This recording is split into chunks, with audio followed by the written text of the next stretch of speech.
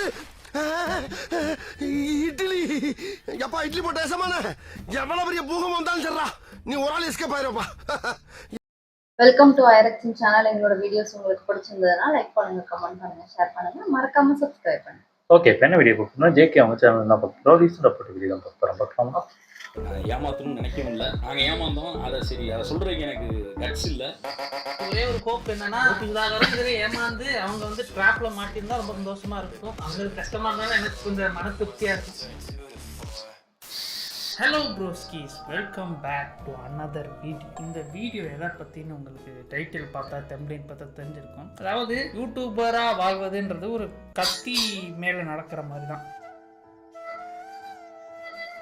அது இந்த சமயத்தில் இப்போ போகிற போக்க பார்த்தா எதை சொன்னாலும் ட்ரிகர் ஆகிறதுக்கு இந்த சைடு ஒரு கும்பல் இருக்காங்க, அந்த சைடு ஒரு கும்பல் இருக்காங்க. ஓக்கு கும்பல் ஒரு பக்கம், இன்னொரு பக்கம் எப்படா நான் வந்து தடுமாறுவான் அடிக்கலான்ற ஒரு கும்பல். அது ஒரு எப்பயுமே அந்த ஒரு கத்திலேயே நடக்கிற மாதிரி இருக்கும். கொஞ்சம் எக்ஸாச்சுரேட் பண்ணி சொல்கிற மாதிரி இருக்கலாம், பட் நான் சும்மா சொல்கிறேன். அப்படி சில பேர் வந்து தடுமாறினது, அப்படி சில பேர் உண்மையிலேயே தப்பு பண்ணது, இன்டென்ஷனலாக பண்ணது, அன்இன்டென்ஷனலாக பண்ணது, அதெல்லாம் பண்ணிடுவாங்க. ஏதோ ஒரு வீடியோ தப்பாக போயிடும், இல்லை ஸ்கேம் ஏதோ ஒன்று ஆகும். அது வெளியே வந்ததுக்கப்புறம், எக்ஸ்போஸ் ஆனதுக்கப்புறம் அவங்க அந்த சிச்சுவேஷன் எப்படி ஹேண்டில் பண்றது ஹேண்டில் பண்ணுவாங்க. அது ஒரு வீடியோ போட்டு ஹேண்டில் பண்ணுவாங்க. நானும் பண்ணியிருக்கேன், நான் நிறைய பண்ணியிருக்கேன். ஸோ அந்த மாதிரி ஹேண்டில் பண்ண நிறைய யூடியூபர்ஸ் உங்களுக்கு தெரிஞ்சிருக்கும், இன்க்ளூடிங் மை செல்ஃப். இவங்கெல்லாம் எப்படி ஹேண்டில் பண்ணாங்க, அதை யார் பெஸ்டா ஹேண்டில் பண்ணா, யார் ஒஸ்டா ஹேண்டில் பண்ணா, யார் இன்னும் நிறைய பிரச்சனை இருந்துச்சு அப்படின்ற மாதிரி நம்ம டியர் ரேங்கிங் பண்ண போறோம். அதுதான் இந்த வீடியோ. உங்களுக்கு தெரிஞ்ச லைக் மெயின் ஸ்ட்ரீம் யூடியூபர்ஸ் எல்லாருமே இந்த மாதிரி விஷயங்கள் பண்ணியிருப்பாரு. இது மனித இயல்பு தான். நீங்க வந்து இந்த மாதிரி தப்பே பண்ணாம யாரும் இருக்க மாட்டாங்க. ஆனா தப்பு பண்ணிட்டு அதை எப்படி ஹேண்டில் பண்றாங்கன்றதுதான் பிரச்சனை. தப்புனா தப்புடா தம்பின்னு சொல்லுங்க, திருத்திக்கலாம். தப்பு எல்லார் வாழ்க்கையிலயும் நடக்கும். சில பேர் வந்து ஹேண்டில் பண்ண தெரியாம ஹேண்டில் பண்ணி அது பெரிய பிரச்சனையாகி இன்னும் வரைக்குமே சில பேருக்கு அது ஒரு பிளாக் மார்க்கா இருக்கும். அது நானா கூட இருக்கலாம். பட் இந்த மாதிரி அப்பாலஜி போட்ட வீடியோஸ், இல்ல கிளாரிஃபை பண்ண ட்ரை பண்ண வீடியோஸ், எக்ஸ்பிளனேஷன் போட்ட வீடியோஸ் அதெல்லாம் பார்த்து நம்ம ரேங்க் பண்ண போறோம். இதுதான் கான்செப்ட். புரிஞ்சுதா? வா. என்னையா சார் முன்னதான் வா. ஓகே, இப்போ நம்ம ஃபர்ஸ்ட் யாரை வச்சு ஆரம்பிக்கலாம்? விக்ரம் இருக்கா? முறையாக ஒரு விஷயத்த பண்ணிட்டு அப்பாலஜைஸ் பண்ணதுன்றது பிளிப் தான். அவர் மட்டும் தான் அப்பாலஜைஸ் பண்ணாரு, சொல்றேன். ஆனா அதுக்கு முன்னாடியே வந்து கோசு ஒரு எக்ஸ்பிளனேஷன் வீடியோ போட்டாங்க. ஆனா அது ஒரு ஸ்கேம்ன்றனால அது ஒரு தனியா நான் பாக்குறேன். இது வந்து ஒரு யூடியூபர் ஒரு வீடியோ போட்டு அது தப்பா போய் அதுக்கு அப்பாலஜி பண்ணாரு. ஸோ அப்படி பார்த்த முறையில் முதலாக தமிழ் யூடியூப் வரலாற்றில் அப்பாலஜி வீடியோ போட்டது பிளிப் தான். எனக்கு தெரிஞ்சு வேற யாராச்சும் இருக்காங்களான்னு தெரியல. முன்னாடி அவ்வளவுவா அடி வாங்கினது இல்லை யாரும். அதனால இவர் தான் முதல். சோ அவர்கிட்டே ஆரம்பிக்கலாம்.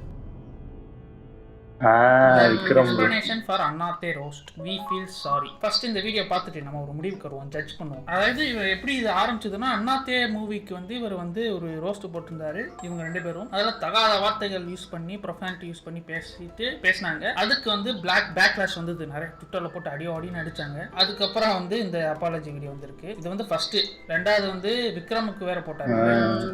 பிளிப்பை தொடர்ந்து பார்க்குறவங்களுக்கு no interest, right into the video. இதுக்கு பாயிண்ட் கொடுக்கணுமா நம்ம யோசிக்கணும். பிளிப்பை தொடர்ந்து பார்க்குறவங்களுக்கு இந்த விளக்கம் தேவையில்லை அப்படின்னு நினைக்கிறேன். ஆனால் இன்னைக்கு நிறையா புது மக்கள்கிட்ட போய் நம்மளோட சேனல் சேர்ந்துருக்கு. அவங்களுக்கு பிளிப் வீடியோஸ் பார்க்கும்போது குழப்பமாக இருக்கலாம், கேள்விகள் வரலாம், என்னடா இது அப்படின்னு சொல்லி ஒரு எதிர்மறையான எண்ணம் கூட தோன்றிருக்கலாம். அவங்களுக்காக தான் இந்த வீடியோ. பிளிப்பில் நாங்கள் என்ன பண்ணுறோம், படங்களை ரோஸ்ட் பண்ணி வீடியோ போட்டுருக்கோம். இன்னைக்கு நேரத்தில் 3-4 வருஷமாகவே படங்களை ரோஸ்ட் பண்ணிட்டு இருக்கோம். ஒரு படத்தை ரோஸ்ட் பண்ணுறோம் அப்படின்னா அந்த படத்தில் நடித்த நடிகரையோ இல்லை அந்த இயக்குனரையோ ரோஸ்ட் பண்ணுறோன்னு அர்த்தம் இல்லை. அந்த படத்தில் இருக்கக்கூடிய கேரக்டர்ஸ், அவங்க பேசுகிற வசனங்கள், அந்த படத்தோட கதை, திரைக்கதை, இதில் எங்கேயாவது தெரிஞ்சோ தெரியாமலோ பிற்போக்குத்தனம் இருக்குமே ஆனால் அதை கிண்டல் பண்ணுறது, கேலி பண்ணுறது, இதுதான் தொடர்ச்சியாக பண்ணிகிட்டு இருக்கோம். இன்றைக்கி நாங்கள் பண்ணுற விஷயங்கள் குறிப்பிட்டு சொல்லணும் அப்படின்னா, அண்ணாத்த ரோஸ்ட் வீடியோ பார்த்துட்டு சிலர் வருத்தப்படுறாங்க. அவங்க வருத்தப்படுறது எனக்குமே வருத்தம் தான். ரோஸ்ட்டுங்கிறான் வெஸ்டர்ன் கண்ட்ரியில இருக்கு. இன்னொரு முக்கியமான பாயிண்ட் என்னன்னா, அன்கட் வீடியோ, நோ எடிட்டிங். இது வந்து வெஸ்டர்ன் யூடியூபர்ஸ் ஃபாலோ பண்ற ஃபார்முலா. அதாவது சோகமா இருக்கேன்னு காமிக்கிறதுக்கு கட்டிங்கே இருக்காது, இன்ட்ரோ இருக்காது, இது இருக்காது. ஸ்ட்ரைட்டாவே போயிட்டு ஸ்ட்ரைட்டாவே பேசிட்டு கட் இல்லாம அப்படியே வந்துருவாங்க. அந்த ஃபார்முலா வந்து ஃபர்ஸ்ட் டைம் நான் தமிழ்ல பார்த்தேன். இதை வந்து வியந்தேன் 2021 பார்த்து. என் முன்னாடி தொடர்ச்சியாக வைக்கப்படும் கேள்வி, நீ ஏன் கெட்ட வார்த்தை பேசுற அப்படிங்கிறது. நான் சாதிவாதம் பேசலை, மதவாதம் பேசலை, பெண்ணடிமைத்தனம், பிற்போக்குத்தனம் பேசலை. இது எல்லாத்துக்கும் எதிராக பேசுகிறேன், எதிர்த்து பேசுகிறேன். அதை மக்களோட மொழியில் பேசிட்டு போகிறேன், அவ்வளோதான். அப்புறம் இந்த கெட்ட வார்த்தைங்களா, கெட்ட வார்த்தைன்ற வார்த்தை இல்லை, அதோட நோக்கத்தில் தான் இருக்குது. இந்த வாதத்தை நான் வந்து ஏற்றுக்கிறேன். ஒரு வார்த்தை வந்து கெட்ட வார்த்தையா நல்ல வார்த்தையான்றது நம்ம அதை எப்படி யூஸ் பண்ணுறோன்றது தான். அது வந்து சாதாரண வார்த்தை கூட கெட்ட வார்த்தையா வந்து இருக்கும் ஒரு இடத்துல நம்ம பேசணும்னா. இப்போ 2 ஃப்ரெண்ட்ஸ் நமக்கு இருக்காங்கன்னா 2 பேருமே வந்து கொஞ்சம் ஒபீஸாக இருக்காங்க, குண்டா இருக்காங்கன்னா, டே குண்டான்னு ஒருத்தன்ட்ட சொன்னால் ட்ரிகர் ஆவான், இன்னொருத்தன் ட்ரிகர் ஆக மாட்டான். ஸோ யார்கிட்ட சொல்கிறோம் அவன் அதை எப்படி ஏற்றுப்பான்றது, அந்த வார்த்தை பேசலாமா வேணாமா, அது சரியான வார்த்தையா தவறான வார்த்தையான்னு முடிவு பண்ணுறதுன்றது நான் நினைக்கிற விஷயம். எங்கள் வீடியோஸில் கெட்ட வார்த்தை இருக்குங்கிறீங்களா, அதை எடுத்து ஓரமாக வச்சுருங்க. நான் ஒரு விஷயத்தை ஃப்ராங்காக சொல்கிறேன். நாங்கள் ஒரு நாளும் சமூக நீதிக்கு எதிராக பேசியிருக்க மாட்டோம், சமத்துவத்திற்கு எதிராக பேசியிருக்க மாட்டோம் எங்கள் வீடியோஸில். இனிமேலும் பேச மாட்டோம். நன்றி. ஸோ வந்து இந்த வீடியோ வந்து இந்த பிரச்சனை எதுக்கு ஆச்சுன்னா கெட்ட வார்த்தை பேசி போட்டனால இந்த கேரக்டர் தான் நாங்கள் பேசியிருப்போம்னு இவர் சொல்லியிருக்காரு. தெரியும் அவரோட இன்டென்ஷன். இந்த வார்த்தை சொல்லும்போது அவரோட இன்டென்ஷன் இவரே சொன்ன மாதிரி இந்த கேரக்டர் தான் சொன்னதா இல்லை வந்து ஆக்டர் சொன்னதா இல்லை டேரக்டர் சொன்னதான்னு சொல்றவங்களுக்கு தான் தெரியும். பட் தெனையன் இது வந்து ஒரு நல்ல ஒரு எக்ஸ்பிளனேஷன் வீடியோ அப்படின்னு நான் பார்க்குறேன். ஏன்னா இந்த விஷயத்துல வந்து கெட்ட வார்த்தை பேசிட்டான், அந்த ஆக்டரை திட்டான்ற மாதிரி இருந்தது. இவர் வந்து ஆக்டரை திட்டல, கேரக்டர் தான் திட்டணும். அது வந்து மக்களோட மொழியாளர்கள் சொல்லியிருக்காரு. ஆனா இது ஒரு அப்பாலஜி வீடியோ, அப்பாலஜியோ எக்ஸ்பிளனேஷனோ கிளாரிஃபிகேஷனோ whatever it is, handling the situation வீடியோன்ற மாதிரி வச்சுக்கலாம். அதுக்கப்புறம் விக்ரம் ரோஸ்ட்னு ஒரு விஷயம் நடந்தது. அதுக்கு எல்லாருமே எதிர்மறையான கருத்துக்கள் வந்தது. டைரக்டரே கூட சொல்லியிருந்தாரு, லோக்கி சொல்லியிருந்தாரு. நிறைய பேர் அது பேசிக்கலி வந்து ப்ரொஃபானிட்டியும் தாண்டி அது வந்து என்ன சொன்னாங்கன்னா பாடி ஷேமிங் வந்து பண்ணது தான் வந்து பிரச்சனை அப்படின்ற மாதிரி எல்லாரும் அடிக்க ஆரம்பிச்சாங்க விக்ரம் ரோஸ்ட்டுக்கு. அதுக்கப்புறம் ஒரு விக்ரம் ரோஸ்ட்டுக்கு ஒரு explanation, Vikram roast apology / explanation ஒரு வீடியோ. அதெல்லாம் வந்து பார்த்தீங்கன்னா அது எக்ஸ்பிளனேஷன் மாதிரி எனக்கு தெரியல, அது ஜஸ்டிஃபை பண்ண மாதிரி தான் எனக்கு தெரிஞ்சது. அது 11 நிமிஷம் வீடியோ, அது பார்த்தீங்கன்னா உங்களுக்கே தெரியும். எனக்கு அந்த விஷயத்தில் வந்து சரியாக ஹேண்டில் பண்ணலன்னு தோணுச்சு. இப்போ இந்த 3 நிமிஷம் பார்த்த மாதிரி அந்த மாதிரி கரெக்டாக வந்து ஆமாம் நாங்கள் இந்த பாடி ஷேமிங் பண்ணியிருக்க கூடாது. என்னதான் படத்தில் பண்ணாலும் இவங்க வந்து நிறைய இடத்துல வந்து மற்ற படத்தில் பாடி ஷேமிங் வரும்போதெல்லாம் இவங்க அதை கிரிட்டிசைஸ் பண்ணியிருக்காங்க, ரோஸ்ட் பண்ணியிருக்காங்க. அவங்க அந்த தப்பு பண்ணும்போது அதை ஏற்றுக்கலாம். அதை ஏற்றுக்கிட்ட மாதிரி அந்த வீடியோவில் எனக்கு கன்வே ஆகலை. ஸோ 2 அப்பாலஜியும் சேர்த்து இப்போ நம்ம மார்க் போடணும். டியர் எந்த டியரில் வைக்கலாம்? ஒரு அப்பாலஜி வீடியோ ஒரு எக்ஸ்பிளனேஷன் வீடியோ எனக்கு கன்வின்சிங்காக இருந்தது, இன்னொன்று இல்லை. ஸோ அதனால வந்து நான் 3வது டியர் கொடுப்பேன். அடுத்த ஆள் யார்? தமிழ் டெக் அப்பாலஜி வீடியோ எதுக்கு இவர் கேட்டாரு அந்த A2D அவர் சொல்லி இந்த வீடியோ எடுக்கும்போது தான் நண்பர்களே சரி போய் பார்ப்போம், கண்டென்ட் தேடுவோம் அப்படின்னு பார்க்கும்போது தான் பார்த்தேன் முக்கால்வாசி பேர் அப்பாலஜி வீடியோவே தூக்கிட்டாங்க. அது பிரைவேட்ல போட்டாங்களா, அன்லிஸ்டட போட்டாங்களா, இல்லை ரிமூவ் பண்ணிட்டாங்களா என்னன்னு தெரியல. பட் பப்ளிக்கா அந்த வீடியோ இருக்காது, தூக்கிட்டாங்க. பட் எனக்கு தெரிஞ்ச அந்த வீடியோ எனக்கு பார்க்கும்போது ரொம்ப மெச்சூர்டா அந்த சிச்சுவேஷனை ஹேண்டில் பண்ண மாதிரி தெரிஞ்சது எனக்கு. ஸோ அதனால வந்து நான் அவருக்கு மேலே கொடுப்பேன் ஃபர்ஸ்ட் டே. ஏன்னா அதுக்கப்புறமும் நிறைய வந்து ட்ரோல் பண்ணிட்டே தான் இருந்தாங்க அந்த ஒரு விஷயத்தை வச்சு. அப்பயுமே வந்து அவருக்கு அதை ரியாக்ட் பண்ணாம தான் உண்டு தான் வேலை உண்டுன்னு போயிட்டாரு. மிஸ்டேக் பண்றது தப்பு இல்லை, அந்த மிஸ்டேக்கை வந்து நீங்க கரெக்டா ஹேண்டில் பண்ணிட்டீங்கன்னா பிரச்சனை இல்லை. என்ன பொறுத்த வரைக்கும் அஸ் யூடியூப் வியூவரா சொல்றேன், யூடியூபரா சொல்லல. இப்போ நான் ஒரு யூடியூபர் பார்க்குறேன், ஏதாச்சும் சொதப்பிட்டான்னா அதை நான் ஒத்துக்கணும். ஒத்துக்கிட்டு அதில் வந்து திருந்தணும். திருந்தாம வந்து நான் பண்ணலன்னு சொன்னா எனக்கு அந்த யூடியூபர் பார்க்கறது இன்ட்ரெஸ்ட் போயிடும். என்ன ஆஸ் ஒரு வியூவரா சொல்றேன். அதுக்கப்புறம் வந்து டெக் உலகத்துல இன்னொருத்தர் A2D இவரும் அதே தான் ஐ டேக் ரெஸ்பான்சிபிலிட்டின்னு ஒரு வீடியோ போட்டார். அந்த வீடியோ இப்போ இருக்காது. ஆனால் அது வந்து ப்ரைவேட்டில் போடலை, ரிமூவ் பண்ணல, அன்லிஸ்டடில் இருக்குது. எடிட்டருக்கு ரொம்ப தெரிஞ்ச வீடியோ. ஏம்பா நீ வேற கம்முன்னு இருக்க மாட்டேன். வாட் ஹேப்பன்ட் ஐ டேக் ரெஸ்பான்சிபிலிட்டின்னு ஒரு வீடியோ போட்டிருந்தாரு. இது எதுக்குன்னா ஜேசன் சாமியல் வந்து அந்த சாஃப்ட்வேர் எம்பேர்னு ஒரு வீடியோ போட்டு பைரசி எம்பேர்னு ஏதோ போட்டிருந்தாரு. அதுக்கு வந்து இவர் வந்து ஒரு ஐ டேக் ரெஸ்பான்சிபிலிட்டின்னு சொல்லியிருப்பாரு. சரி பார்ப்போம், கொஞ்சம் பார்ப்போம். ரீசெண்டாக பார்த்தீங்கன்னா பிசி டாக் நந்தா வந்து இதுலேயும் பார்த்தீங்கன்னா இன்ட்ரோ எதுவுமே கிடையாது. ரீசெண்டாக பார்த்தீங்கன்னா ஹாய் சோல்ஜர்ஸ் ஹலோ எதுவுமே கிடையாது. இது ஒரு ஃபார்முலா. நாளைக்கு நான் அப்பாலஜி வீடியோ நான் இப்படி தான் போடுவேன்னு நினைக்கிறேன். அப்பாலஜி வீடியோல போய் இன்ட்ரோ போட்டா நிமிஷம் ஃபுல்லா பார்க்க விரும்பவில்லை. ஏன்னா வந்து நான் ஆல்ரெடி இதை பத்தி ஒப்பீனியன் சொல்லியிருக்கேன். இது ரெஸ்பான்சிபிலிட்டி எடுத்த மாதிரி எனக்கு தெரியல. ஏன்னா எனக்கு ஒரே ஒரு விஷயம் உறுத்துன விஷயம் என்னன்னா அந்த கம்பெனி இவரோடதுன்னு வந்து இவர் மென்ஷன் பண்ணியிருந்தா எனக்கு அவ்வளவு ட்ரஸ்ட் உடஞ்சிருக்காது. ஏன்னா எனக்கு அதுதான் வந்து மிகப்பெரிய அதிர்ச்சியா இருந்தது. ஏன்னா ஒரு இப்போ ஃபார் எக்ஸாம்பிள் ஒரு ஏதாச்சும் ஒரு விஷயத்த நான் ப்ரொமோட் பண்றேன், ப்ரொமோட் பண்ணும்போது நான் ஒரு 3rd பர்சனா அதை ப்ரொமோட் பண்ணுவேன். அந்த கம்பெனி பிரச்சனை ஆச்சுன்னா அந்த கம்பெனி எல்லாரும் கேள்வி கேட்பாங்க. ஆனா அந்த கம்பெனியை நானா இருந்தா என்னதான் எல்லாரும் கேள்வி கேட்பாங்க. அந்த விஷயத்த விஷயத்துல வந்து இவர் அதை மறைச்சு வந்து ப்ரொமோட் பண்ணது எனக்கு ரொம்ப சஸ்ஸா பட்டுச்சு. அதை சொல்லிட்டு இவர் ப்ரொமோட் பண்ணியிருந்தாலும் கூட அதுக்கப்புறம் அது பைரசி தப்பான்னு இருந்தா கூட அந்த ஒரு விஷயத்தை இவர் அட்ரஸும் பண்ணல இந்த வீடியோல. அதுக்கப்புறம் வந்து அது இதே விஷயம் நடக்கும்போது சித் ஃப்ரீக்வன்சின்னு அந்த பக்கம் அந்த டெய்லர் இருக்க மேட்டர் போயிட்டு இருந்தது. ஆனா அதுக்கு வந்து இவர் எதுவுமே பதில் சொல்லலை, பேச விரும்பலைன்ற மாதிரி சொல்லிட்டு போயிட்டாருன்னு நினைக்கிறேன் அந்த வீடியோல. கமெண்ட்ஸை பார்த்தீங்கன்னாலே உங்களுக்கு தெரியும், பிளாக் டார்க் ரூம் மேனிப்புலேஷன் மாதிரி இருக்கு, கன்ஃபியூஸ் தம் அந்த மாதிரி. அப்பாலஜி பண்ண மாதிரி நிறைய பேர் ஏற்றுக்கல, நானும் ஏற்றுக்கல. இதை எனக்கு இடிச்சது அந்த ஒரு மேட்டர் தான், ஏன் வந்து மறைச்சு ப்ரொமோட் பண்ணணும். பட் இந்த விஷயத்துக்கு நான் எவ்வளோ ஹேண்டில்டு எவ்வளோ கொடுப்பேன்னா இந்த ஹோல் விஷயம், ஏன்னா இது மட்டும்தான் அந்த வீடியோ மட்டும் தான். பட் அந்த டைமில் நிறைய நடந்தது, நிறைய இது இந்த பைரசி மேட்டர் மட்டும் இல்லாமல் இந்த டெய்லர் அக்கான் நிறைய இருந்தது. அப்புறம் மிஸ்டர் பீஸ்ட் ஒரு பிரச்சனை ஆச்சு, அதுக்கு ஒரு வீடியோ போட்டார், அன்லிஸ்டடில் போட்டார். ஓவராலாக அந்த ஹோல் சிச்சுவேஷனே வந்து கூட ஹேண்டில் so much better என்னை பொறுத்த வரைக்கும். ஏன்னா மிஸ்டர் பீஸ்டுக்கு ஒரு வீடியோ போட்ட வீடியோலயும் வந்து நிறைய ஃபேக்ட்ஸ் வந்து தப்பா இருந்தது, மிஸ்டர் பீஸ்டுக்கு வந்து முட்டு கொடுத்த மாதிரி இருந்தது. அதுக்கப்புறம் இப்போ அந்த வீடியோ தூக்கிட்டாரு. அதெல்லாம் வந்து எனக்கு, ஏன்னா நானுமே மிஸ்டர் பீஸ்ட் வீடியோல இருப்பேன், ஸோ எனக்குமே வந்து அது எனக்கு ஈடுபாடு இல்லை அவர் பேசின விஷயங்கள். இந்த ஹோல் விஷயத்தை பார்த்துட்டு கொடுப்பேன். ஏன்னா ஒரு பிரச்சனைனா பரவாயில்ல, 4-5 பிரச்சனையும் சரியாக ஹேண்டில் பண்ணலை என்னை பொறுத்த வரைக்கும். ஆனால் அதுக்கப்புறம் வந்து இப்போ அந்த மாதிரி விஷயங்கள்ல இவர் இன்வால்வ் ஆகலை, அது வரைக்கும் சந்தோஷம். இதுக்கு வந்து நான் 4th tier-ல நான் கொடுப்பேன். ஓகே, இப்போ 3 பேர் முடிஞ்சு. அடுத்து வந்து டெக் உலகத்தில் இன்னொருத்தர், நம்ம டெக் சூப்பர் ஸ்டார். இவருக்குலாம்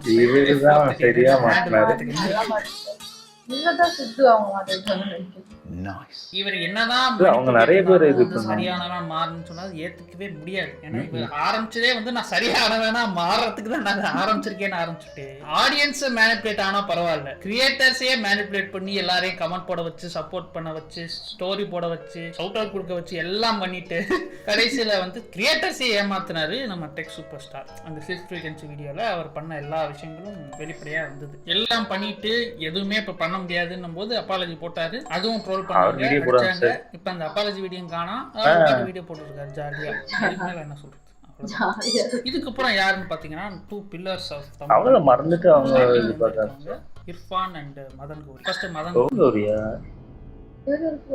என்ஜினா வந்து நிறைய தப்பு பண்ணியிருக்காரு, நிறைய திருத்திக்கிறாரு. அது அப்பாலஜி வீடியோ போட்டு ஒரே ஒரு வாட்டி பண்ணியிருக்காரு. மீதி நேரம் கிரிட்டிசிசம் சொல்லும் போது என்னோட கிரிட்டிசிசம் சரி, A2D சரி, மற்றவங்க கிரிட்டிசிசம் சரி, அதை எடுத்துக்கிட்டு கமெண்ட்ஸ் போட்டிருக்காரு. பட் ஒரே ஒரு விஷயத்துல வீடியோவே ரிமூவ் பண்ணி அப்பாலஜியும் பண்ணாரு. அது என்ன விஷயம்னு உங்களுக்கு தெரியாது. நான் அதை தேடும் போது உண்மையிலே இது நடந்ததா இல்லை நான் கற்பனை பண்றேனான்ற மாதிரி இருந்துச்சு. ஏன்னா 2 வீடியோ ரிமூவ் பண்ணிட்டாரு. ஒரு வீடியோ தப்பா போன வீடியோவும் ரிமூவ் பண்ணிட்டாரு, அப்பாலஜி போட்ட வீடியோ ரிமூவ் பண்ணிட்டாரு. பேசிக்கலி என்ன நடந்ததுன்னா, பிபிசியில் ஒரு டாக்குமெண்ட்ரி ரிலீஸ் பண்ணியிருக்காங்க மோடியை கிரிட்டிசைஸ் பண்ணி. அதுக்கு நம்ம என்ஜினா என்ன பண்ணாருன்னா, இது எங்க நாட்டு பிரச்சனை, நீ ஏன்டா பேசுற, நீ பேசாத அப்படின்ற மாதிரி பேசிட்டாரு வீடியோ போட்டு. அதுக்கப்புறம் நீ இங்க தமிழ்நாட்டுல உட்கார்ந்துட்டு வேர்ல்டு வார அதெல்லாம் பேசுவ, அவன் இங்க நடக்கிறத பேசக்கூடாதா?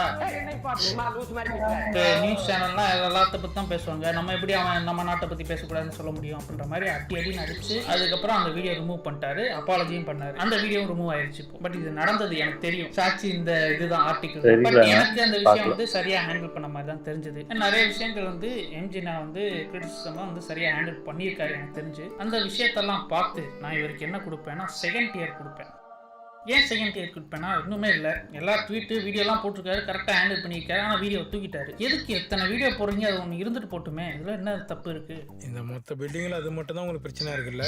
அதுக்கப்புறம் வந்து இர்ஃபான் வந்து இப்போ இந்த பெரிய மேட்ரு ஒன்று நடந்தது, நிறைய விஷயங்கள் நடந்தது, அதெல்லாம் வந்தது. அதுக்கெல்லாம் அப்பாலஜி பண்ணலை. அந்த காரில் வந்து டொனேட் பண்ணிட்டு இருக்கும்போது அந்த ஒரு விஷயம் கான்ட்ரவர்சி ஆச்சு. அதுக்கு வந்து ஒரு எக்ஸ்பிளனேஷன் வீடியோ போட்டார். ஆனால் அது 2 மாதம் அப்புறம் போட்டாருன்னு நினைக்கிறேன். 2 மாசமா டைம் பீரியட் தெரியல, ஆனால் ரொம்ப நாளுக்கு அப்புறம் பிரச்சனை எல்லாம் ஓஞ்சு முடிஞ்சதுக்கப்புறம் போட்டார். அந்த வீடியோ பார்த்துருவோம். So guys, hope you are doing well. இந்த வீடியோ நீங்கள் பார்க்குறீங்கன்னா கண்டிப்பாக வந்து ரம்ஜான் அன்னைக்கு போட்ட வீடியோ நீங்கள் பார்த்துருப்பீங்க, அதனால தான் இந்த வீடியோ பார்க்க வந்திருப்பீங்க. இந்த வீடியோ வந்து என்னால் வந்து அந்த பீரியடில் வந்து என்னால் பண்ண முடியல. அந்த ரம்ஜான்லேருந்து இப்போ வரைக்கும் டைம் இல்லாமலாம் கிடையாது. நான் ஏன் பண்ண வந்து ரொம்ப ஒரு பேடாக இருந்தேன். ஃபர்ஸ்ட் ஆஃப் ஆல் இதில் வந்து நடந்தது வந்து தப்பு, நான் வந்து இந்த மாதிரி பண்ணியிருந்திருக்க கூடாது அப்படின்றத நான் வந்து கண்டிப்பாக அந்த மாதிரி நடந்ததுனால ரியாக்ட் பண்ணுறேன்.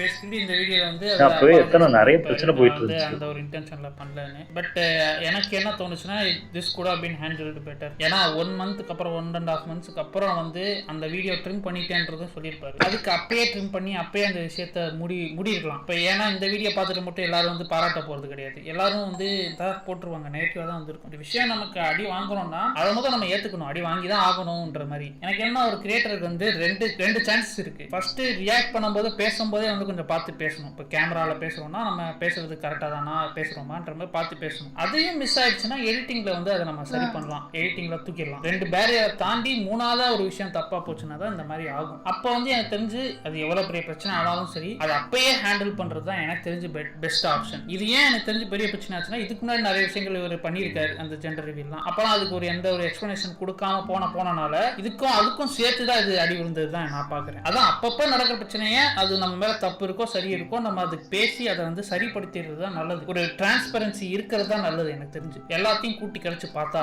இன்க்ளூடிங் இந்த விஷயமும் சரி, இதுக்கு முன்னாடி ஜெண்டர் ரிவீல் அதுக்கெல்லாம் இது எந்த எக்ஸ்பிளனேஷன் வரல. அதுக்கப்புறமா அந்த தொப்புள் குடியை கட் பண்ண மேட்ரு நிறைய விஷயங்கள் நடந்திருக்கு. ஸோ எல்லாத்தையும் கூட்டி கழிச்சு பார்த்து நான் கொடுக்குற டியர் 4th tier. அடுத்து வந்து நம்ம கோபி சுதாகர். ஃபர்ஸ்ட் யூடியூப்ல பிரச்சனையானதுன்னா இந்த ஸ்கேம் மேட்ரு தான். அதை அவங்க பண்ணாங்களா இல்லையான்னு ஃபர்ஸ்ட் 2021 ஜேசன் சாமி ஒரு வீடியோ போட்டாரு. அப்பயே அது கிளாரிஃபிகேஷன் ஒரு வீடியோ போட்டிருந்தாங்க. அப்போ என்ன சொன்னாங்கன்னா லீகலாக போயிட்டு இருக்கு, லீகலாக போகும்போது நம்ம பேச முடியாது, லீகலாக அந்த பிரச்சனைலாம் முடிஞ்சதுக்கப்புறம் நம்ம பேசணும், டீசர் வரும் உங்களுக்கு தெரியுன்ற மாதிரி அது மீமே ஆச்சு. டீசர் வரும் உங்களுக்கு தெரியுன்ற மாதிரி. ஆனால் அது அங்கேயே முடிச்சிருந்தா பரவாயில்ல. அதுக்கப்புறம் அவங்க போட்ட ஒரு பரிதாபங்கள் வீடியோவில் ஜேசன் சாமியில கலாய்க்கிற மாதிரி வந்து போட்டிருந்தாங்க. அதுக்கப்புறம் அவர் பார்ட் 2 போட்டாரு. ஓஹோ மக்கள் வேறையா சொல்லியா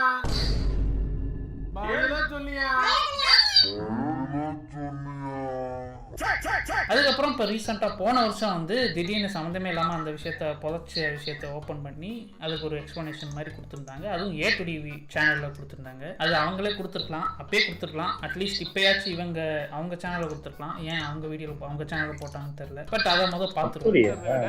நீங்களே அதை சொன்னாதான் கரெக்டாக இருக்கும் சார். நான் நினைக்கிறேன் நீங்கள் ஆக்சுவலாக என்ன நடந்தது. அவர் வந்து பிரவீன் ஜெயக்குடின்னு சொல்லி அவர் தான் அந்த ஃபண்ட் மெல் அப்ளிகேஷனோட ஃபவுண்டர். அந்த ஆள் வந்து கேரளாவில் ஒரு ஃப்ளட் ஒன்று வந்து அப்போ எங்கள் ஃப்ரெண்டு ஒருத்தரோட வீடியோவில் கேரளா ஃப்ளட்ஸ்க்கு உதவுறதுக்கு அந்த ஒரு லிங்க் ஒன்று போட்டு அது மூலமாக வந்த அந்த அமௌண்ட் எடுத்துட்டு அப்போ இருந்த சிஎம் அவர்கிட்டே போயிட்டு ஃபோட்டோ எடுத்துட்டு வந்து எங்கள்கிட்ட காமிச்சாரு. ஸோ நான் எங்களுக்குலாம் ரொம்ப ஹாப்பி. பரவாயில்ல, நம்ம சேனலில் இருந்து ஒரு நமக்கு ஒரு ஹாப்பி தானே இந்த இது பண்ணியிருக்கேன். இதுக்கப்புறம் தான் அவர் என்ன சொன்னாரா, நீங்கள் வந்து நிறைய பேர் உங்கள் இன்ஸ்பிரேஷனாக இருக்கீங்க. இப்போ நீங்கள் அடுத்து என்ன பண்ண, நான் சினிமா தானே பண்ணணும் தானே வந்திருக்கோம்னு சொல்லிட்டு இருக்கும்போது இவனுக்கு டேரக்ஷன் எனக்கு வந்து படம் நடிக்கணும் அப்படின்ற மாதிரி இருந்துச்சு. இந்த ஐடியா சொல்ல மாதிரி என்னன்னா, நீங்கள் வந்து ப்ரொடியூசர் தேடிட்டு இருக்கோம், ஆனால் போராட்டத்தில் வேறு மாதிரி ஃபேஸ் பண்ணுறோம் ஒரு மாதிரி இருக்குன்னா. ஸோ பேசிக்கலி வந்து ஆல்ரெடி ஒரு தெரிஞ்ச நபர்கிட்ட இன்னொரு வாட்டி நம்ம ஃபண்டு பண்ணலாம், கிரியேட் பண்ணலாம் அப்படின்னு கிரியேட் பண்ணி அதுக்கப்புறம் அவர் ஏமாத்திட்டு போயிட்டாரு அப்படின்ற மாதிரி தான் சொல்லியிருப்பாங்க ஃபுல்லாக வீடியோவில். இதை வந்து அப்போ சொல்லியிருக்க முடியாது எனக்கு தெரிஞ்சு. லீகல் கேஸு இதுலேயே சொல்லியிருப்பாங்க. அப்போ லீகலாக நடந்துட்டுருக்கு, இப்போயும் நடந்துட்டுருக்கு. பட் இப்போ வேறு வழி இல்லைன்ற மாதிரி அதனால் சொல்கிறோன்ற மாதிரி. எனக்கு என்னென்னா இவங்க வந்து அந்த டைமில் வந்து இந்த கிளாரிஃபிகேஷன் வீடியோன்னு ஒன்று போட்டாங்க. அதோடய நிப்பாட்டிட்டு இந்த விஷயத்த அதுக்கப்புறம் லைக் எப்போ அட்ரஸ் பண்ணணும்னு நினைக்கிறாங்களோ இப்போ இவங்க போட்டிருக்காங்க. இதை இவங்க சேனல்லே போட்டிருக்கலாம் அப்படின்றதான் நான் நினைக்கிறேன். நான் இந்த படத்துக்கு இன்வெஸ்ட் பண்ணியிருக்கேன், எடிட்டரும் இன்வெஸ்ட் பண்ணியிருக்காரு. எடிட்டர் வந்து ஒரு பக்கம் மேலே போய் இனிமேல் அவங்க டெம்ப்ளேட்ஸே யூஸ் பண்ண மாட்டேன், வீடியோஸே நான் பார்க்க மாட்டேன்னு புரட்சிலாம் பண்ணிட்டு இருக்காரு. யாருக்காட்டி யாத்திரன்ற மாதிரி. ஸோ அந்த அளவுக்கு இட் ப்ரோக் பீப்புள்ஸ் ட்ரஸ்ட். எனக்கு இந்த விஷயம் வந்து இவங்க ஹேண்டில் பண்ணது ரொம்ப தப்பாக தெரிஞ்சது. கூட ஹேண்டில் மச் பெட்டர். சொன்ன மாதிரி கிளாரிஃபிகேஷன் போட்டுட்டு அதுக்கப்புறம் இவங்க எப்போ பேசணும்னு நினைக்கிறாங்களோ எப்போ பேச முடியுமோ எவ்வளோ சீக்கிரம் பேச முடியுமோ அதை அவங்க சேனல்லே பேசியிருக்கலாம். மூணாவது சேனலில் பேசினது சரியா பட தப்புன்னு நான் நினைக்கிறேன். இதெல்லாம் இவங்க சொல்லியிருப்பாங்க, இவங்களுமே அந்த விஷயத்தில் ஏமாந்துட்டாங்க, நாங்களும் ஏமாந்துட்டோம். பட் தென் இவங்க ஸ்கேம் ஆனாலும் நம்மளும் சேர்ந்து தான் ஆயிருக்கும். ஸோ பேசிக்கலி இவங்க கேர்ஃபுல்லாக இருந்திருக்கணும். அவங்க இல்லாமல் போயிட்டாங்க, அதுவுமே சொல்லியிருப்பாங்க நாங்கள் தப்பு பண்ணிட்டோன்னு. இதை வந்து அப்பயே சொல்லியிருந்தா கூட மக்கள் ஏற்றிருப்பாங்க. இப்போ வந்து சொல்றது வந்து இப்போ ஏன் சொல்லணுன்ற மாதிரி இருக்கு. அதான் முடிஞ்சு போச்சு எல்லாம். But then again if they wanted to clear their name அவங்க சேனல்லே பேசியிருக்கலாம். There is not a big difference. உங்கள் விஷயத்தை நீங்களே பேசியிருக்கலாம். எஸ்பெஷலி வந்து இவங்க எனக்கு ஃபேவரட் யூடியூபர்ஸாக இருந்தாங்க. இப்பயும் வீடியோஸ்லாம் பார்ப்பேன். அந்த டைமில் நான் காசெல்லாம் வேறு கொடுத்துருக்கேன். ஸோ எனக்கு வந்து உண்மையிலே வந்து தப்பாக தெரிஞ்சுது. ஏன்னா ஃபர்ஸ்ட் வீடியோ அவங்க கிளாரிஃபிகேஷன் போட்டது கூட எனக்கு பிரச்சனையே தெரியல. கலாய்ச்சது வந்து என்ன ஒரு மாதிரி டிஸ்ரெஸ்பெக்ட்ஃபுல்லாக பண்ணுறாங்க மாதிரி ஆச்சு. ஸோ இதெல்லாம் பார்த்துட்டு இவங்களுக்கு நான் என்ன டியர் கொடுப்பேன்னா 3rd tier கொடுக்குறேன்.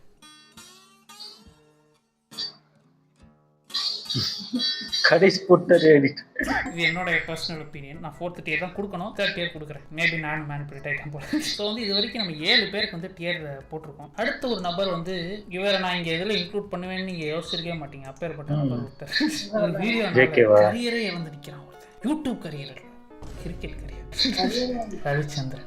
இப்போ இவர் வந்து ஐபிஎல் ரிட்டையர் ஆயிட்டாரு. இதுக்கு நிறைய காரணங்கள் இருக்கலாம். பட் எனக்கு வந்து மெயினா எந்த ஒரு காரணமா தெரிஞ்சதுன்னா, ஏன்னா அவர் விளையாடுற மாதிரி தான் இருந்தது அவர் பேசுனதெல்லாம் பார்த்து. அதுக்கப்புறம் ஒரு விஷயத்துக்கு அப்புறம் திடீர்னு ரிட்டையர் ஆயிட்டாரு. அது என்ன விஷயம்னா, பிரேவிஸை பத்தி இவங்க ஏதோ பேசியிருக்காங்க இந்த வீடியோவான்னு தெரியல, லைவ்லயே ஏதோ பேசியிருக்காங்க போல. பிரேவிஸ் வந்து ஏதோ காசு மேட்டர் வந்து சிஎஸ்கே வந்து கொடுத்துட்டாங்க, அண்டர் த டேபிள் கொடுத்தாங்க, ஏதோ ஒன்று போயிருக்கு. அது எனக்கு ஃபுல்லா தெரியாது. அதுக்கப்புறம் இந்த ரியல் கான்டெக்ட் போட்டார் இவர், என்ன நடந்தது, இவர் சொல்ல வந்தது என்ன அப்படின்ற மாதிரி பேசி போட்டிருந்தாரு. இதுக்கு வந்து இதை போட முடியுமா தெரியல, காப்பிரைட் வரும்னு நினைக்கிறேன். இதுக்கப்புறம் தான் வந்து ரிட்டையர் ஆயிட்டாரு. ஒரு வருஷத்துல ஒரு மனுஷன் ரிட்டையர் ஆக்கி விட்டீங்க. அது இந்த விஷயம் நடக்கிற விஷயம் தான். கான்டெக்ஸ்ட்ன்ற வார்த்தையெல்லாம் வந்து அஸ்வின் யூஸ் பண்ணுவாங்க. அஸ்வினோட அப்பாவுமே சொல்லிருந்தாங்க ரிட்டையர் பண்ண வச்சிட்டாங்கன்னு சொல்லி. யூடியூப் சேனல் ஆரம்பிச்சனால அவர் கரியர் முடிஞ்சுன்றதான் நான் பாக்குற விஷயம். யூடியூபே இல்லைன்னா உங்களுக்கு இவ்வளவு கிரிட்டிசிசம் வந்திருக்காரு. ஏன்னா இவர் நிறைய பேர் கிரிட்டிசைஸ் பண்ணுவாரு. ஒரு பிளாட்ஃபார்ம் இருக்கு directly connected to the audience. IPL season start ஆனதுல இருந்து ஃபுல்லா கிரிட்டிசிசம் தான். சரியா பவுலிங் போடல அது இது. அதுக்கப்புறம் யூடியூப் சேனல்னாலேயே கரியர் போயிருச்சு என்ன பொறுத்தவரை. இல்லைன்னா இன்னும் ஒரு 2-3 வருஷம் ராஜஸ்தான் ராயல்ஸ்ல ஜாலியா குதிச்சுட்டு துள்ளி விளையாண்டுட்டு இருப்பாரு. ஸோ இவர் எப்படி ஹேண்டில் பண்ணாருன்றதை விட இவருக்கு நான் 4th tier தான் கொடுப்பேன். யூடியூப் சேனல் வந்து ரிட்டையர் ஆனதுக்கப்புறம் ஆரம்பிச்சிருந்தா எவ்வளவு பெரிய விஷயம் நடந்திருக்காது. இதெல்லாம் பேசுறதுக்கு நீ யாருன்னு உங்களுக்கு ஒரு கேள்வி வரும். நீயே நிறைய முட்டாள்தனம் பண்ணியிருக்க, நீயே வந்து அப்பாலஜைஸ் பண்ணியிருக்க, நீயே ஃபம்பிள் பண்ணியிருக்க நிறைய விஷயத்த இந்த மாதிரி ஏத்துக்கிறேன்.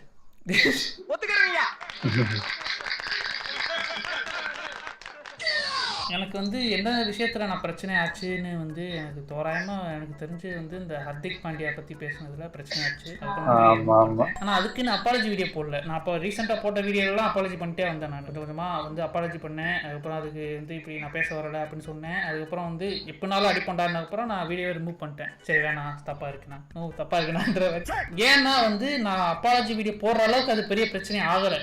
ஏன்னா என் வீடியோஸ்லாம் வந்து கமெண்ட்ஸ் பாசிட்டிவாக தான் இருந்தது. இப்போயுமே வந்து இப்போ நான் செக் பண்ணிட்டு வந்தேன். அந்த வீடியோக்கு வந்து 50,000 லைக்கு, டிஸ்லைக் வெறும் 500 தான். அது மெயின் ஸ்ட்ரீம் ஆகி வந்து அதை பற்றி இன்ஸ்டாவில் ஃபேஸ்புக்கிலலாம் அடிக்க ஆரம்பிச்சாங்க. அதுக்கப்புறம் அதை ரிமூவ் பண்ணிட்டேன். அதுக்கப்புறம் வந்து போன வருஷம் வந்து நிறைய அமுலி தும்ளிகள் நடந்தது. அதில் வந்து மை ஒப்பீனியன் நான் ஒரு வீடியோ போட்டேன். இந்த மை ஒப்பீனியன் வீடியோ வந்து நான் ஒரே விஷயம் செக் பண்ணணும். இன்ட்ரோ பண்ணியிருக்கேன்னா ஃபர்ஸ்ட் ஆஃப் ஆல் இந்த வீடியோ இன்ட்ரோ பண்ணல பாருங்க ப்ரோ. ஸோ அந்த வீடியோ பார்க்குற மனதையும் எனக்கு இல்லை. நீங்களே பார்த்துட்டு அந்த விஷயத்த நான் எப்படி ஹேண்டில் பண்ணேன்றதை நீங்களே எனக்கு டியர் கொடுங்க. ஏன்னா நான் வந்து கொடுத்தேன்னா அது தப்பாக இருக்கும். நான் எப்படி வந்து சொன்ன மாதிரி வீடியோ எடுக்கும்போது ஒரு சான்ஸ் இருக்கும் அது சரிப்படுத்திக்கிறது. அதுக்கப்புறம் எடிட்டிங் ஒரு சான்ஸ் இருக்கும். 3வது சான்ஸ் வந்து நம்ம ஆடியன்ஸை கிரிட்டிசைஸ் பண்ணுறாங்கன்னும் போது அதை நம்ம சரி பண்ணிட்டோம்னா 3வது சான்ஸில் முடிஞ்சிடும். அங்கே இக்னோர் பண்ணால் தான் அடி பெருசாக இருக்கும். எனக்கு ஒரு விஷயம் வந்து தப்பாக தோணுது, அது ஆடியன்ஸும் பாயிண்ட் அவுட் பண்ணுறாங்கன்னா அதை மாற்றிப்பேன். இல்லை நான் ஒரு விஷயம் வந்து எனக்கு தப்புன்னு தோணலை, நான் அந்த இன்டென்ஷனில் பண்ணவே இல்லைன்னா நான் வந்து அதை ஏற்றுக்க மாட்டேன். ஏன்னா நான் என்ன சொல்ல வரேன்றது ஒண்ணு இருக்குல்ல. ஆனா வந்து இவங்கள மாதிரி நான் பெரிய விஷயத்துல சிக்கி அடி வாங்கல. அது நடக்கும்போது பார்க்கலாம் நான் எப்படி ஹேண்டில் பண்றேன்னு. அதனால வந்து நீங்களே பார்த்து போடுங்கப்பா. எந்த டியரா இருந்தாலும் போடுங்க, ஒன்றும் பிரச்சனை இல்லை. டியர் போட்டுட்டு என்ன ரீசன்னு சொல்லுங்க. ஃபர்ஸ்ட் டியரா, செகண்ட் டியரா, தேர்ட் டியரா, ஃபோர்த் டியரா, காரணங்களோட சொல்லுங்க. ஸோ இதுதான் என்னுடைய டியர் லிஸ்ட். எப்படி இவங்கெல்லாம் ஹேண்டில் பண்ணாங்க அப்படின்றது என்னோட ஒப்பீனியன் நான் சொல்றேன். ஸோ எஸ் நண்பர்களே, இதுதான் என்னுடைய டியர் லிஸ்ட். நீங்க என்ன நினைக்கிறீங்கன்றதை சொல்லுங்க. உங்களுக்கு வந்து என்னோட எனக்கு ஒரு டியர் லிஸ்ட்டை போட்டு இல்ல இதுல வந்து நான் டிஸ்அக்ரி பண்ணேன், அவங்க வந்து பெட்டரா ஹேண்டில் பண்ணாங்க அப்படின்னு உங்களுக்கு கருத்து இருக்கு, இல்லைனா இவங்க எவ்வளவு கேவலமா ஹேண்டில் பண்ணாங்க, இவங்களுக்கு ஏன்டா அந்த டியர் கொடுத்த அப்படின்ற மாதிரி கருத்து இருக்குன்னா சொல்லுங்க. அதை நான் எப்படி ஹேண்டில் பண்றேன்னு பார்ப்போம். ஸோ எஸ் நண்பர்களே, அவ்வளோதான் அந்த video. Hope you guys enjoy this video. Thank you so much for வாட்சிங். போய் நிம்மதியாக தூங்குங்க. Good night. சூப்பர், நல்லா இருந்துச்சு. ஆனா இது பரிதாபக்குள்ளதான் தெரியும் எனக்கு இது. ஆனா மதங்கௌரி இப்படி ஒண்ணு பண்ணியிருக்காருன்னு தெரியாது. அவர் தமிழ் டெக் எப்படி தெரியும்னா அந்த A2D அவங்க வீடியோ எல்லாம் பார்த்த போய் தான் எங்களுக்கு தெரியும். அப்புறம் வேற யார் இஃபான் தான் அவரு போட்டுக்கிட்டே இதா இருந்தார். அப்புறம் TTF இங்க நான் TTF தான் தேடிட்டு இருந்தேன். TTF மன்னிப்பே கேட்கல. அப்போ அவர் எனக்கு தெரிஞ்சு ஃபுல்லா போலீஸ்கிட்டே மன்னிப்பு கேட்டுட்டு இருப்பாரு நினைக்கிறேன். பாவம் வேணாம்னு சொல்லிட்டு தான் இந்த வீடியோலாம் ரிமூவ் பண்ணி விட்டுட்டு ஓடிட்டாங்க. இது அதுக்கு ஹிந்தி நோண்டி எல்லாரும் ஒரு கட்டத்துல இப்போ நாங்களே பாத்தீங்கன்னா சில வீடியோல லூஸ் டாக் விடுவோம். அது எல்லாருமே விடுவோம்.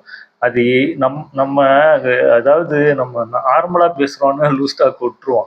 அது 2வது வாட்டி 3வது வாட்டி பார்க்கும்போது தான் என்னடா இப்படி பேசியிருக்க நீ அப்படின்னு. அந்த மாதிரிதான் கிட்டத்தட்ட. இப்போ நம்மளே இப்போ நம்மளோட பாஸ்ட்ல இது சில விஷயம்லாம் நம்ம ஏன் இப்படி போய் ஹேண்டில் பண்ணோம், ஏன் இப்படி நம்ம நடந்துக்கிட்டோம், இவ்வளவு கேவலமா ஏன் நடந்துக்கிட்டோம் அப்படின்னு நினைப்போம்ல. அதெல்லாம் நம்ம வேற மாதிரி டீல் பண்ணியிருக்கலாம், வேற மாதிரி இதை ஃபேஸ் பண்ணியிருக்கலாம்னு நினைப்போம்ல. அந்த மாதிரிதான் அது ஒரு டைம் போக போக நம்மளே ஏன்டா இதெல்லாம் நம்மளா பண்ணோம் அப்படின்னு நினைப்போம். அந்த லெவல் அப்படியே தாண்டி தாண்டி நம்ம போயிட்டே இருக்கோம். அது பண்ணதான் செய்வோம், அது ஒண்ணுமே பண்ண முடியாது. அது மனிதனாலே ஆமா ஆமா. நல்லா இருந்துச்சு. ஓகே, எங்க வீடியோஸ் உங்களுக்கு பிடிச்சிருந்தா லைக் பண்ணுங்க, ஷேர் பண்ணுங்க, கமெண்ட் பண்ணுங்க, மறக்காம சப்ஸ்கிரைப் பண்ணுங்க. நல்லா இருக்கும்.